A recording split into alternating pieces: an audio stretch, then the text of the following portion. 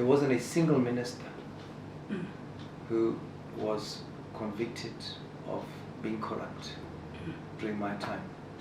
There were a few, 2, 3 maybe, who were taken to court for what it's corruption when it's called a conflict of interest as well, conflict of interest. But even then they were acquitted.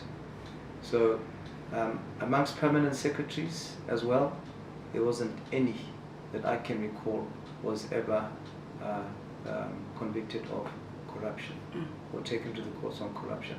So I think as a country where we are unique is that actually it's the other way around, that the top echelon of the leadership are not corrupt. We have not had cases of people having been found guilty. Yes, there were allegations and perceptions, but never anything came of it. And the thing that we were able to retain throughout my presidency was the fact that we remained the least corrupt country on the African continent, and on the world stage our rankings also improved as we went along.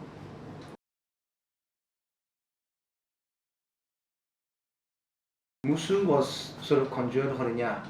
That compound was put up at government expense. So that's why, was it last year, I think it was, the Ombudsman went there, you know, and I said, go there, please take a look so that this thing can be put to bed once and for all. And go and speak to the contractor who put up the house, speak to everybody who's involved there, and go and see for yourself who built it, who paid for it, and you'll see there was nothing there. The only portion in the compound which was paid for by government was the BDF barracks, because I get a Hagia thing, they have to provide security. So they put up a prefabricated structure, and that's what they did. The president can come up with his own policies, like I did. But if you reverse a policy, I would expect it's reversed because you think the policy is wrong or it's not working for you. And therefore, whatever you're going to put in place is better than what was there before. So those reversals that have been happening up to now, I don't agree with. But my not agreeing doesn't matter because it's his decision. And as a member of the BDP, you belong to a party, me anyway, the way I read it, and in the constitution, yeah, BDP, is you belong to a party if you support its programs and policies. So I just hope there won't come a time whereby they start introducing programs and policies that I cannot support as a member of the party, which would then affect my support for the party. When it comes to Colonel Kosi, he worked for about 40 years in government with distinction. In the army, he was then my private secretary. He then headed up and built up the DIS to what it is. And just like I was being discredited at every opportunity, so was he. And I suspect that the attempts to discredit him were aimed at me, was because of his perceived close association with me. And that's why I think the media went after him. I have no reason to understand, because none has been given to me, why he was removed in the way he was.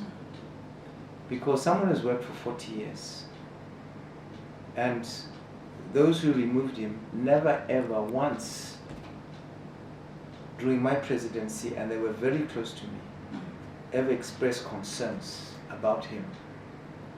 And a few weeks before I left office, he was awarded, like so was the Commissioner of Police, in consultation with those who subsequently fired him, and they agreed to the award. So it's very strange. So one can only say that no, this was more something to do with me and our association than him as an individual. I'm entitled to a private secretary. I have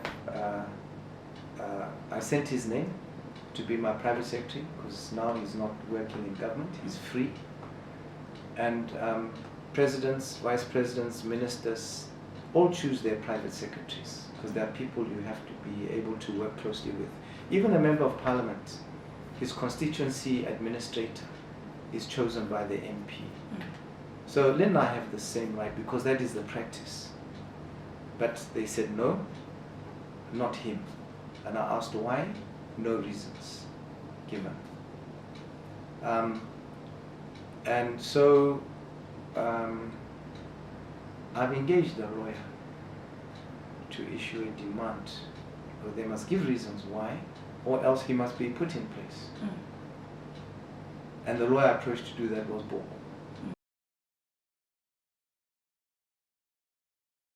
Well, the one that stands out, there were several, but the one that really stands out was the recession, because that started, the world recession started the same year I took office.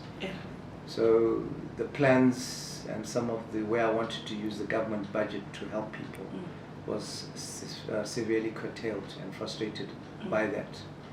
But I also used it as an opportunity to then ensure that because there was a recession, which would affect, you know, if you were employed, your incomes, the economy and so on, was to shore up and ensure that people who were not well off didn't become worse.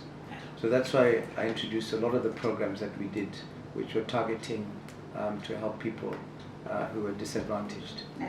There were, the climate change was also hit us when we had droughts, which affected rainfall, and the water crisis that we went through. You remember when the dam dried up. I mean, that was a very serious time for us. Then there was the electricity problems that we had as well.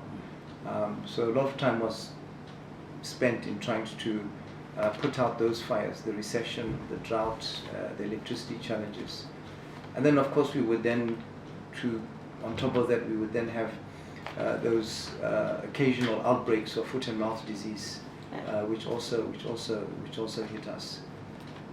So yes, those were, I think, were the challenges that faced us.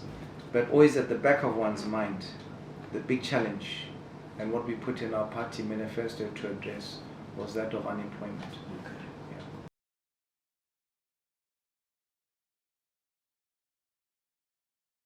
BDP itself, the infighting in the party. And there were instances where I know, because I was told by those who actually did it, Korinya, this one, we don't want to come back. We would rather have Mutwa Kanetsu because he's so divisive when he's the MP against some of us.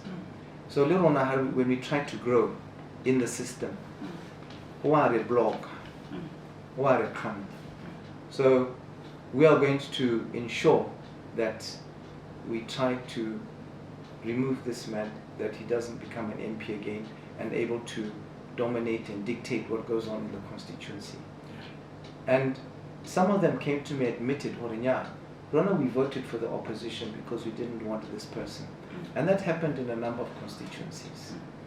There was also the leftovers from Bulela Ditwe, which are always very divisive and cause a lot of instability. So those people who had hoped to stand and were not successful then became Mikoko, and their supporters either voted for opposition or for the independent candidate. So we recognized and we identified that in many cases, not all, in some places we lost fair and square, but in others it was our own doing. Maybe in a few months' time I'll be able to give you a definitive answer. All I can say for now is that it is not as obvious as it should be. Okay. What we have done in this country over the years and where we are as a party, we should be in a better place. And I'm saying this because if you look at the last by-elections, we have been losing wards which belong to us. The SRC at the UB was ours. We lost every single seat there. So when you see losing and losing badly, it's a worry. And one is starting to see divisions, those divisions coming in. Bulaladito is just around the corner, it's in just under 2 weeks' time. So that's coming on top of it. But I don't know how it will pan out and how people will take their loss, those who lose, how they will take it. So it's sort of like, right now I would say we're not in a good position. I have a gym, a very nice gym at home, and I do 1.5 hours every morning.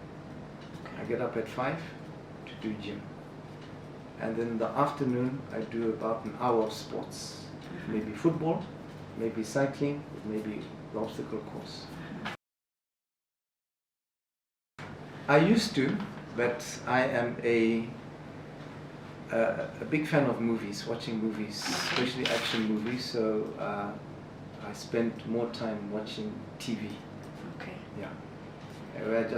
And nowadays with TV, I mean, you watch everything. You pick up on the news, you've got the History Channel, the National Geographic Channel, you've got movies and everything like that. So I surf around.